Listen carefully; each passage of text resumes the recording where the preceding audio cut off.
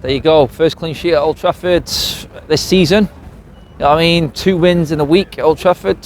You couldn't really ask for much more. Yeah, people will say, yeah, calm down, 1-0 against Crystal Palace, but it was more than that today. It was just, like I said then, to back up the Arsenal win, 2 wins in a week at home at Old Trafford, going into the young boys where we can rest players, we can bring players in that need game time, we can bring in players where Rangnick can look at that and then decide for the Norwich game at weekend if there's anyone else who comes in and works better. Because today, as good as it was and as solid as it was, and I'll say that because of the clean sheet, the lack of chances that Crystal Palace had, there are elements of it that still need to be better. There are players I think can do a better job in that system than who started the game today. I mean, the midfield is key. The midfield, I think, is where today's system broke down. You could see the 4-2-2-2.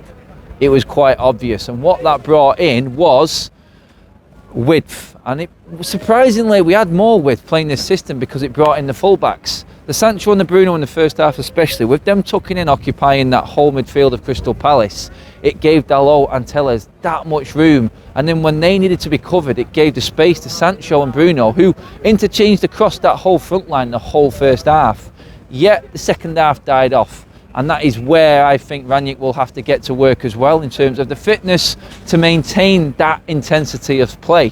Because if we can play like that, like the Cities, Liverpools, Chelsea's do, for a whole 90 minutes, with the quality of play that we've got, then it's like people have been talking on the fan blogs here, with the next 13 games, not playing one of the top teams till March now, there's every chance we could go on a brilliant run. It is doable. And United, I expect to be comfortably in the top 4 by Christmas. I expect that from this and now Rangnick and what I've seen today. But you could get more. You could. I'm not getting carried away. Honestly, I'm not. It may sound like it, but I have to say what I've seen there today was a plan straight away, was a style of play straight away. One man on the sideline. There's only one man who went in that technical area today. It wasn't a tag team affair of Carrick, Ole, Mike Phelan and Kieran McKenna. It was simply, the ship's just leaving. I don't know who that is. That's carrying the old coaching staff out. I don't know. Someone's going, perfectly timed, obviously. But yeah, Rangnick on the sideline from the first minute. He did not move. He was making sure that the whole team was in place.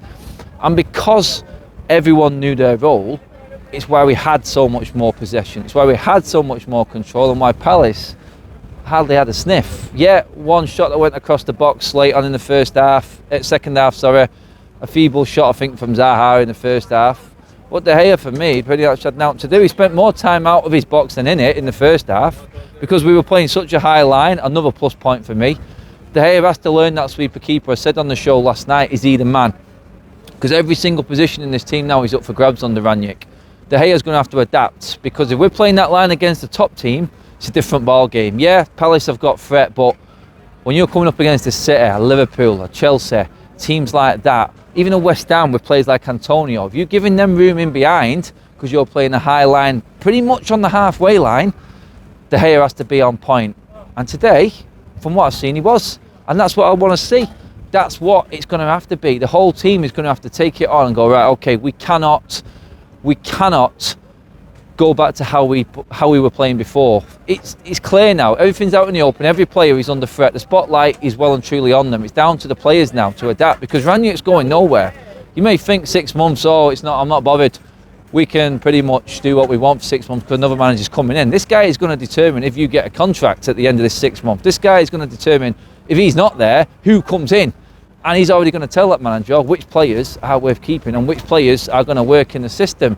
So the players right now, it is all on them. And today that showed. I knew it would be the case, and the game today proved it. Elanga coming on, big plus point, because that to me says he's not going to be afraid to bring the youth in. And we've all been shouting out for it for so long. We've been shouting out for the Amads, the Elangas, the Hannibals. All these players are going to get a shout, I think, now. And like I said before, that young boys game has come at the perfect time for Rangnick, just to blood some of them youth players and the likes of Lingard, Donny, Bayer, players like this who I hope will get their fair crack at the whip as well. Everything I've seen there today pretty much went as I expected it to under Rangnick. You could see clearly from the first whistle, you could see the crowd behind it. Yeah, there was a bit of anxiety in the second half because we lost our impetus, the intensity dropped off, and we knew we needed that goal. It came at the right time because it was just after Palace's close call, and then we went and scored with Fred. I mean, it had to be Fred, didn't it? I called out the midfield being the major problem in this system. It still is. I do feel like Fred has gone up a step, whereas McTominay has gone down big time. His passing is atrocious. He isn't good enough to play in this system for me. His energy is, but unless he gets better at passing, and at this stage of his career, has he got time to get any better? I don't think so. And then you've got Adoni in the wings, and a January transfer window coming. RANGNICK'S not going to go for an all-out superstar. He knows the gems that are there that he can get cheap. So don't think that he's going to go into this January transfer window and not spend any money and any new players come in. He'll be all too willing to say, look, this guy here coming through here is going to fit my system perfect, and he's going to be better than him. That's what RANGNICK will do. He will make sure the board knows, he will make sure his squad knows that if you're not good enough, you won't play. It's going to be interesting now. He's tested the metal. Yeah, Rashford was poor today for a lot of people. McTominay was poor today. Fred covered his bad with his good finish, and he's been doing that quite a bit recently. He's a nuisance. Said it in the last fan vlog. I still don't know what he is. I honestly could not tell you. He confuses me. But he got the winner today, so credit to him. He was there when it mattered, and he put it in because we weren't creating as much. We knew there was going to be a chance. He took it, so credit to him. And I think that's why he probably stays in that team right now. But going forward, there are still tiny little things that need to be ironed out, which RANGNICK, I'm confident, will do. And that is the plus behind all this. Yeah, we've seen the same team that played under Carrick, very similar to what Ollie would have played, but he played them in a different system. For me, that was him saying, okay, I'm looking at what's been playing before, but in my system, let's see who is good enough to stay. Let's see who is good enough to carry on playing for me. And we'll see now against Norwich if there's any changes from today. I think there will be. I'll be disappointed if there isn't. I do expect changes. I do expect the likes of Greenwood to be knocking on the door. Martial, Greenwood. We've got Cavani to come back yet. Do you know what I mean? Donny to come into midfield. Bailly at the back. Varane's got to come back yet. Shaw and Wan-Bissaka don't get anywhere near this team for me. They just don't. The full-back play from these two at the moment, Tellez and Dalot, is outstanding. It is absolutely brilliant. They're playing the system perfectly, and the fact that Dalot just shut Zaha down completely today was the biggest plus ever. For me, he was just in complete control. His passing was superb through the lines. He was making the runs at the right time, and he was always making sure that he was at the back covering and helping his defence when they needed it, even when we lost the ball in transition. Guys, let me know what you think of the game today. Absolute positives all around. I'm looking forward to the show later. I'm looking forward to match of the day. I'm looking forward to everything now, and especially the future going forward. Bring on the next few games. Big things are coming. Guys, comment, share, obviously subscribe to the United Stand. I will see you later on.